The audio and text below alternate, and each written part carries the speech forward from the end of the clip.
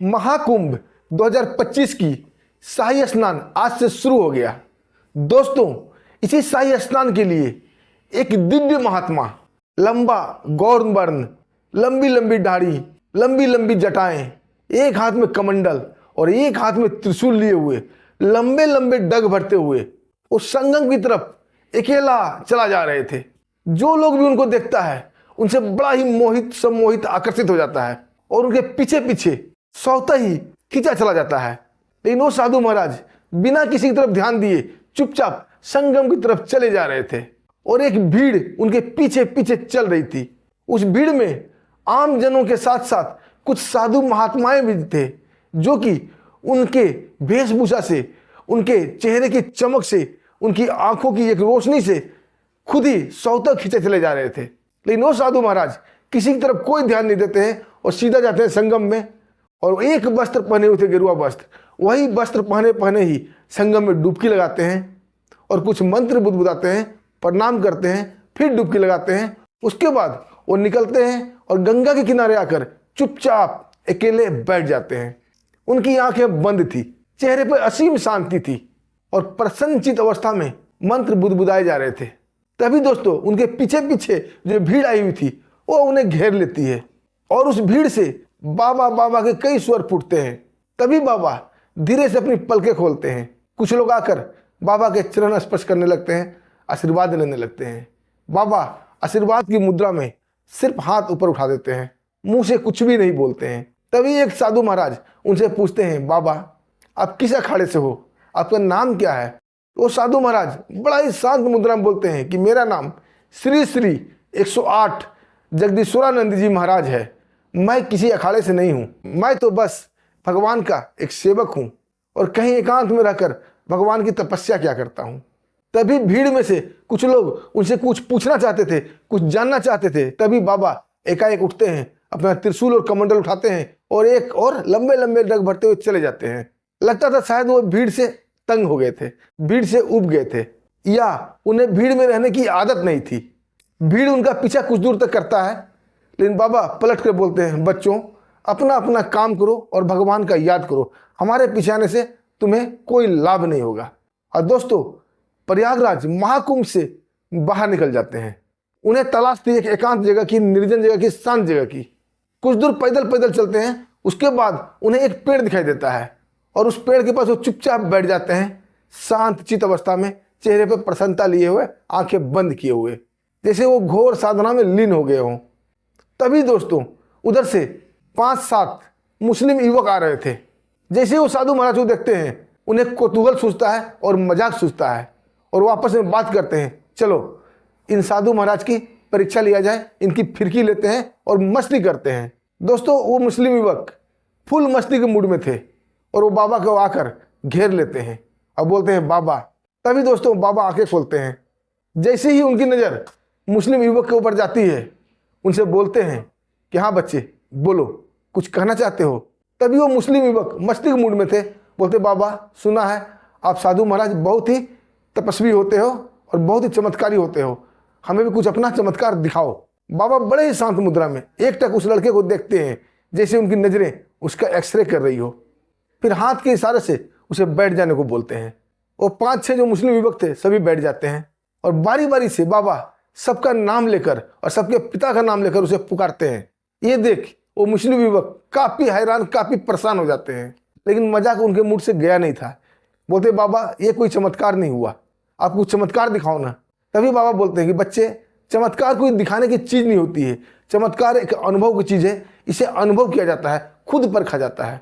शाम होने वाली है, तुम लोग अपने अपने घर जाओ। लेकिन वो लड़के बिल्कुल मजाक के मूड में थे, वो जोर जोर से हंसने लगते हैं। बोलते, बाबा आपके अंदर कोई शक्ति नहीं है, आप ऐसे ही त्रिपुंड लगा के ढोंग किए हुए हो और दुनिया को बेवकूफ़ बना रहे हो। बाबा कुछ नहीं बोलते हैं, चुपचाप मंद मंद मुस्कान वो मुस्कुराते रहते हैं, क्योंकि वो इन्हें अबोध बालक समझ रहे थे।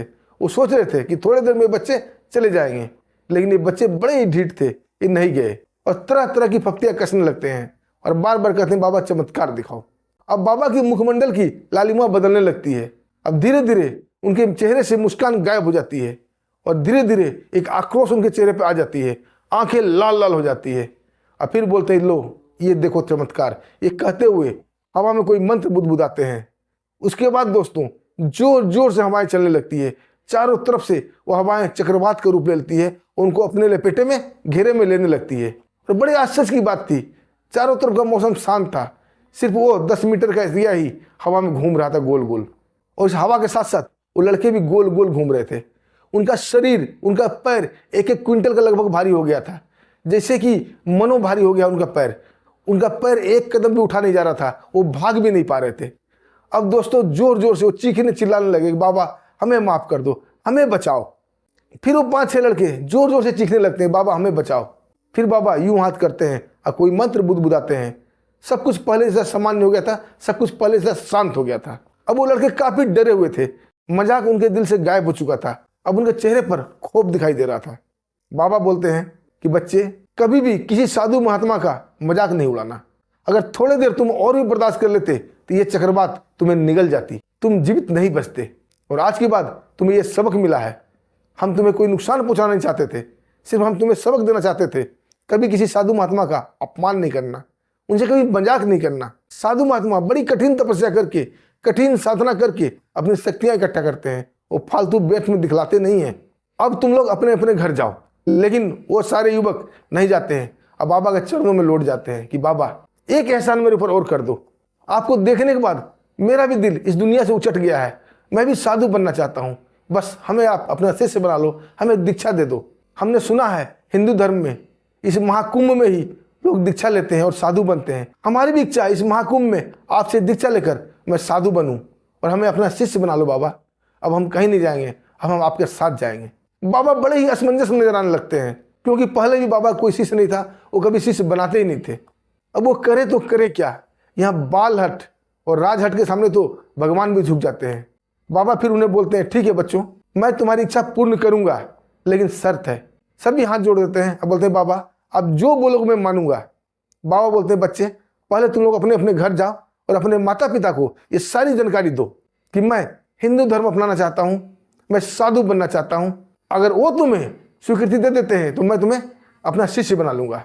दोस्तों वो 5-7 युवक खुशी खुशी दौड़े दौड़े अपने घर की तरफ जाते हैं, अपने माता पिता को सारी बात बोलते हैं और उन्हें बड़ा प्यार से मनाते हैं। अपने बच्चे के हट के आगे उसके माता पिता भी आखिर हार ही जाते हैं और बच्चे के साथ साथ उसके माता पिता भी वो साधु महाराज के पास दौड़े दौड़े आते हैं। लेकिन ये क्या दोस्तों, वहाँ कोई भी नहीं था, बिल्कुल सन्नाटा था। साधु महाराज तो कब के जा चुके थे।